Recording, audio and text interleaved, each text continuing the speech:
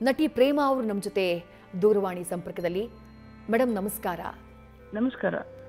ಯಾವ ರೀತಿ ಸ್ಮರಿಸ್ತೀರಿ ಮ್ಯಾಮ್? ಮತ್ತೊಂದು ಹಿರಿಯ ಕೊಂಡಿ ಕಳಚಿ ಹೋಗಿದೆ ಚಂದನವನದಿಂದ.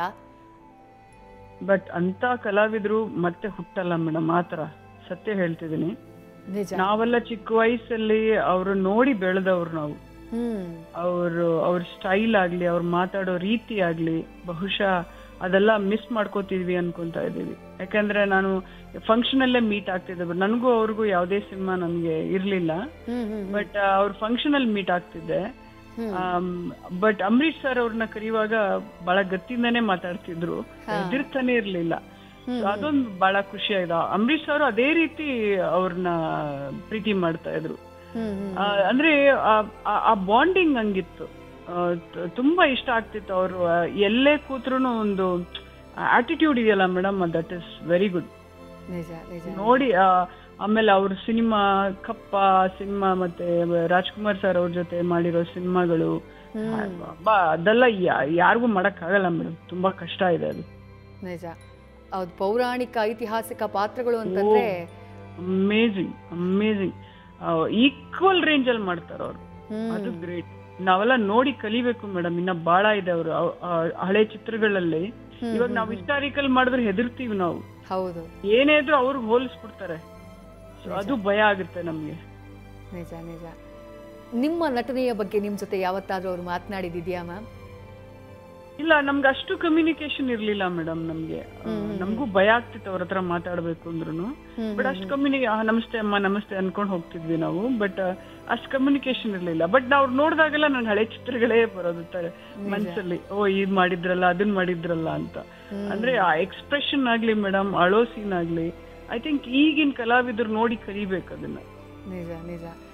ನೀವು ಕನ್ನಡ ಚಿತ್ರರಂಗದಿಂದ ಮೂಡಿ ಬೇರೆ ಬೇರೆ ಭಾಷೆಗಳಲ್ಲಿ ಮಿಂಚಿದಂತಹ ಸೂಪರ್ ಸ್ಟಾರ್ ನಟಿ. ಆ ಕಾಲಕ್ಕೆ 1950ರ ದಶಕದಲ್ಲೇ ಸರೋಜಾದೇವಿಯವರು ಭಾರತದ ಸುಮಾರು 10 ಭಾಷೆಗಳಲ್ಲಿ ನಟಿಸಿದ್ದಾರೆ. ಅಟ್ ಎ ಟೈಮಲ್ಲಿ 3-4 ಸಿನಿಮಾಗಳನ್ನ ಮಾಡೋರಂತೆ. ಅವು ಹೇಗೆ ವಿವರಿಸ್ತೀರಿ ಇದನ್ನ ಅಂತ ಹೇಳಿ, ಹೇಗೆ ನೋಡ್ತೀರಿ ಇದನ್ನ ಅಂತ ಹೇಳಿ? ಮೇಡಮ್, ನಾನು ಆಕ್ಚುಲಿ ನನಗ್ ಗೊತ್ತಿಲ್ಲ ಅಷ್ಟು. ಬಟ್ ಜಯಂತಿ ಅವ್ರ ಹತ್ರ ಕೇಳಿ ತಿಳ್ಕೊಂಡೆ. ಬಟ್ ಅವರು ಹಲವಾರು ಕಲಾವಿದ್ರ ಬಗ್ಗೆ ಹೇಳ್ತಾ ಇದ್ರು, ಕಲ್ಪನಾ ಆಗ್ಲಿ, ಸರೋಜಾದೇವಿ.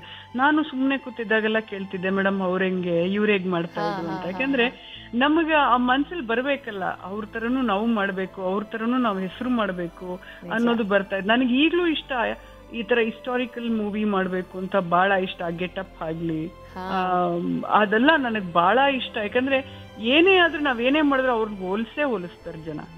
ಸೊ ಅದು ಹೇಗೆ ಅಂತೆಲ್ಲ ಕೇಳ್ತಾ ಇದ್ದೆ ಜಯಂತಿ ಅಮ್ಮ ಅವ್ರನ್ನ. ನೀವೆಲ್ಲ ಮಾಡ್ತಿರಲ್ಲ, ಗೆಟಪ್ ಎಲ್ಲ ಹಾಕೊಂಡಿದ್ರಲ್ಲ, ಹೇಗೆ ಆ ಮ್ಯಾನರಿಸಮ್ಮೇ ಬೇರೆ ತರ ಅದು. ರಾಣಿ ಅಂದ್ರೆ ರಾಣಿ ತರ ನಡಿಬೇಕು, ರಾಣಿ ಹೇಗ್ ಮಾತಾಡ್ತಾರೆ ಅದೆಲ್ಲ. ಆತರ ಡೈರೆಕ್ಟರ್ಸ್ ಅವಾಗ ಸಿಕ್ಕಿದ್ರು. ಅನ್ಲಕ್ಕಿ ನಮ್ಗೆ ಆತರ ಡೈರೆಕ್ಟರ್ಸ್ ಗಳು ಸಿಕ್ಕಿಲ್ಲ ಅಷ್ಟೇ.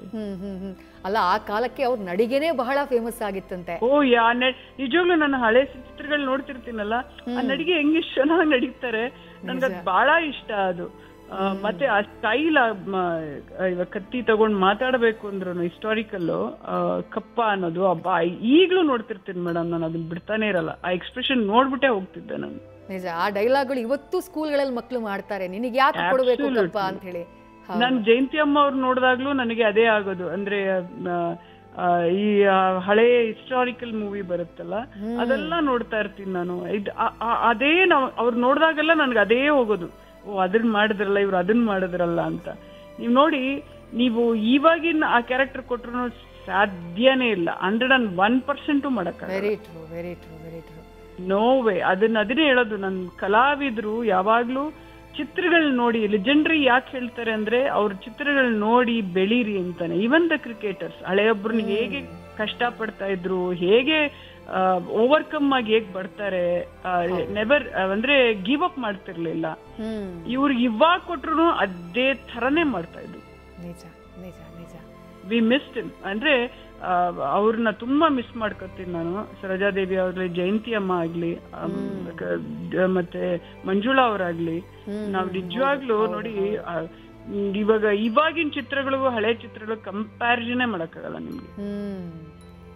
ಅದೇ ಇದೆ ಅಷ್ಟೇ. ನಿಜ ನಿಜ ಮ್ಯಾಮ್. ಥ್ಯಾಂಕ್ ಯು ಪ್ರೇಮಾ ಅವರೇ, ನ್ಯೂಸ್ ಫಸ್ಟ್ ಜೊತೆಗೆ ಮಾತನಾಡಿದಕ್ಕೆ.